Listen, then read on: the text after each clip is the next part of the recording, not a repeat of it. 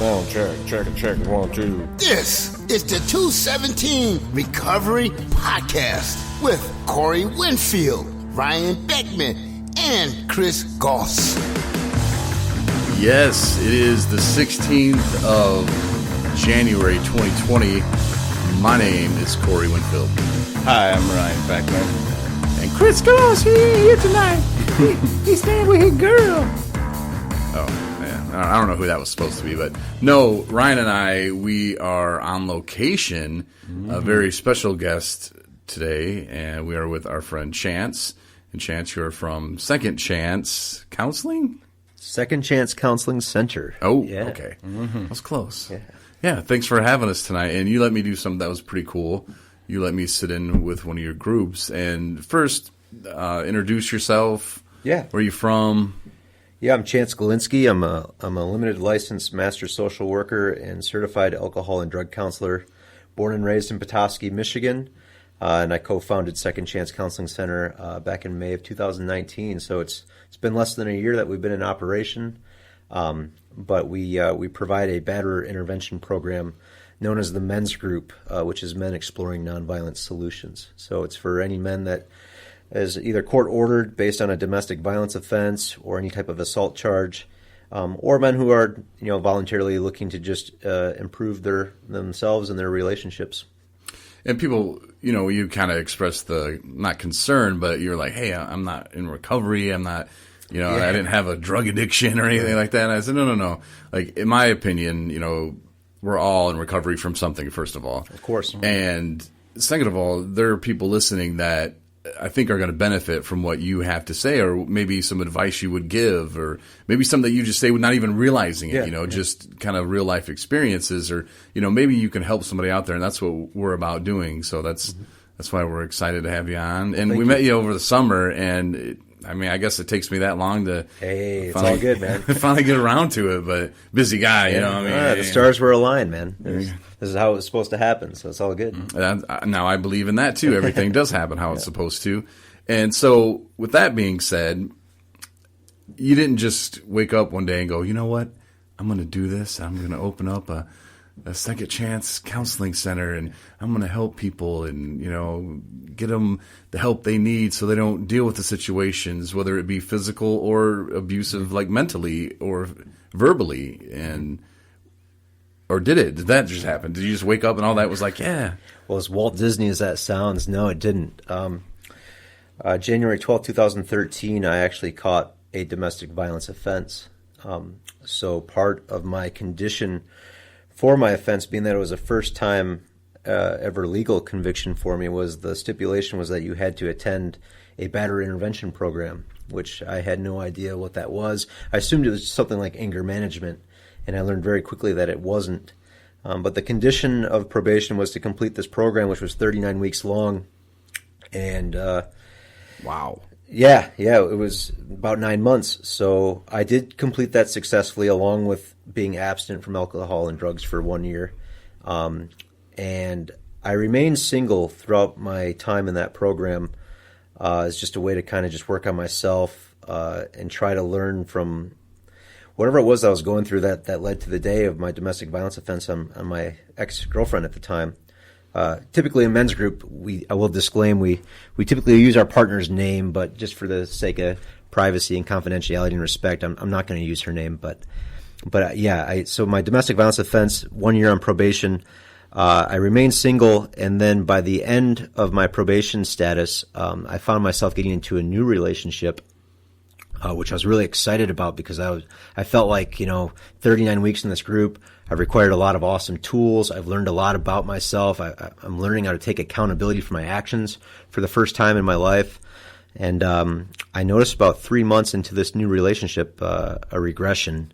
And having this newfound awareness of myself and my behavior, how that impacts other people around me, it really freaked me out, to be honest. So I chose to go back to the men's group, thinking, maybe just a couple more sessions will do me some good. And that somehow turned into me just being involved in it for another 39 weeks voluntarily. And then that led to me then becoming trained as a facilitator. And then I became a facilitator at a local agency.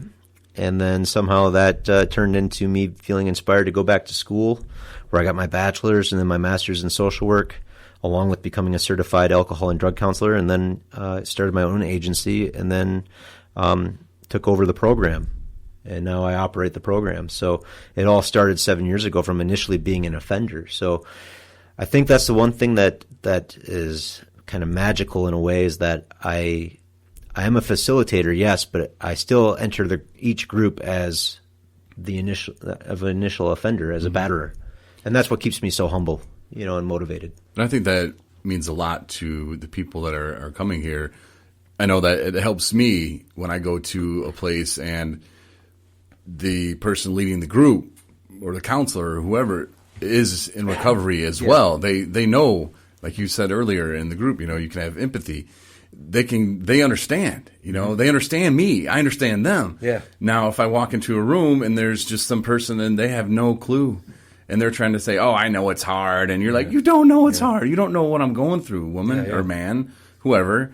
But it just makes it so much better, I think, just for the group. I think I would assume if I was to come in here, I would feel relieved. Like, okay. Yeah. First of all, he's not judging me. He's been there. He's done that. And this will be a good group. That's what I would think. What was your aha moment? Like because obviously you learned something where you noticed some signs and then you went back on your own. Mm-hmm. What was like the first moment, like when you saw things changing for the better, when you started, and it doesn't have to be just relationships with women either, or kids. I mean, it can be, with another man, you can, coworkers, whoever. Yeah, this applies all across the board. I mean, obviously it's real specific to women because there's the whole cultural aspect to it. But I mean, really these nonviolent solutions and alternatives to conflict are applicable all across the board at work. Because I mean, I think that's the thing that was my aha moment, was the whole time I was in the men's group while on probation, I was single. So I was only using and demonstrating these new tools and techniques in places like work and my friendships. I had yet to really apply them in an intimate relationship. And I guess the harsh reality was once I got into that intimate relationship thinking, okay, things have been going really well in these other platonic relationships in my life. It's got to work here. But it turns out that internally, I still have things that I'm struggling with. And I think for me, a lot of it was still trying to process, the pain that I've experienced in previous relationships that I still had yet to process. As well as how do I want to say it? Just my own insecurity. Really, I was still a very insecure guy, and I think by the end of the men's group, I felt like I had to be cured, and I guess I struggled with being able to admit that no, I still got a lot of work to do. And I think ultimately that was really my aha moment, was being out of the group for 3 months. Being off probation, feeling like, okay, I'm cured now. I've achieved this, and now I've achieved this new relationship, which, with a person that is beyond, objectively the best person I could ever ask for. She's so healthy. She's now my wife.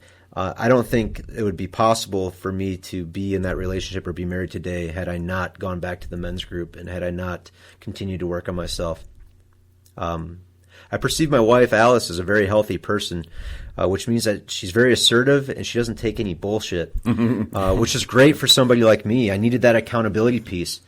But she has such a nurturing way of holding me accountable that really helped me stay motivated to work on myself. She's really good at actually getting me to see when I'm wrong and to be okay with that. Like I don't feel threatened or feel like I have to retaliate. Whereas in my last relationships, even if I was wrong and I knew I was wrong, I was going to find a way to be right, and I was going to make you believe that I was right. So I was a very good manipulator.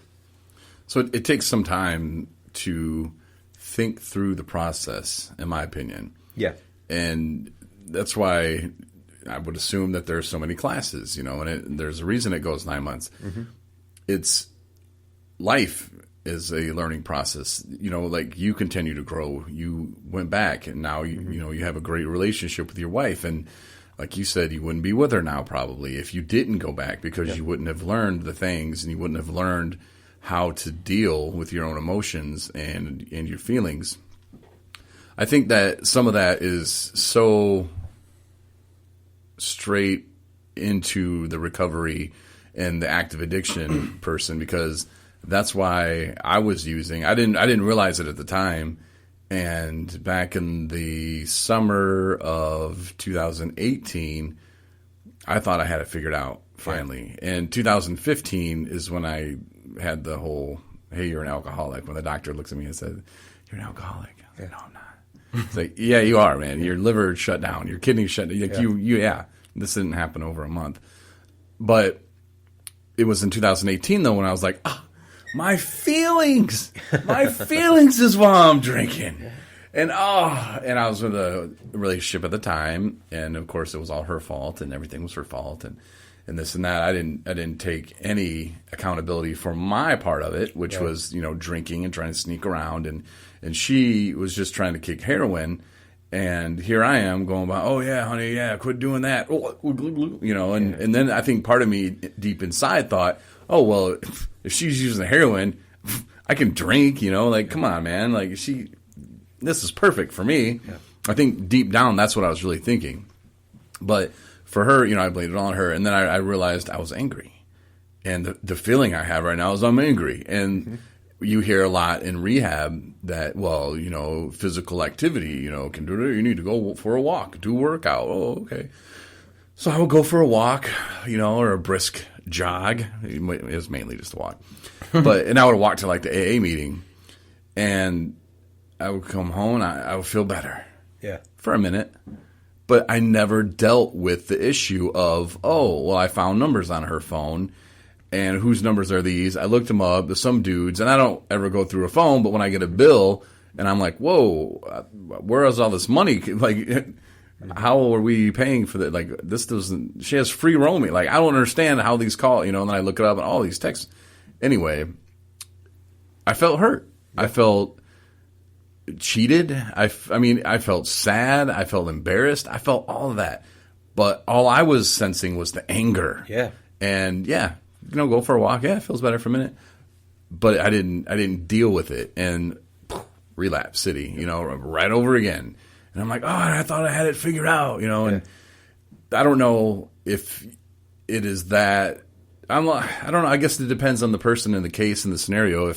If it takes that long, or maybe I'm just so hard-headed where I don't need it. I'm going to figure this out on my own. I don't know if there's different. I don't know. I guess I already answered my question I was going to ask. I mean, it's different for everybody. Yeah, I think whether it's domestic violence and battering or substance abuse and dependence, I mean, at the end of the day, you have to make that honest moral inventory of yourself. It's being able to just take that honest step to look in the mirror and say, okay, this is who I am and this is who I've been, but also recognizing that it's not who you have to continue to be. But one of the biggest quotes that has always motivated me is, you cannot change what you cannot acknowledge. And going back to your question earlier about what was my aha moment, I think here again, I've had a lot of aha moments, I guess, but hearing that quote was a huge aha moment. I cannot change what I cannot acknowledge. So until I can acknowledge that I am, the cause of my problems and that I am the problem, I'm going to only continue to have problems. And with that, I'm going to continue to be oblivious to my problems, and I'm just going to continue to point the finger at everything and everyone else, as opposed to looking in the mirror and, again, just being honest that, I'm the problem, and that I'm sick and tired of being the problem. And then doing something about being the problem, finding a solution and being the solution.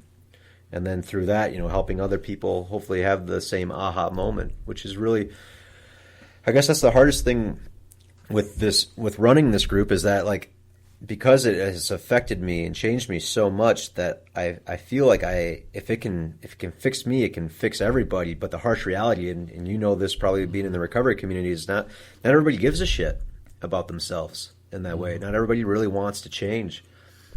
And that can be really hard. So a healthy boundary for me is knowing what my limit is in terms of being able to motivate and inspire and educate people. I can give them the tools and the information, but at the end of the day, I mean, they have to decide if they're going to utilize it or not. So I guess just setting that healthy boundary. But at the end of the day, if I'm going to change, I have to acknowledge that I'm the problem. And again, that you don't have to dwell on that. You don't have to let that define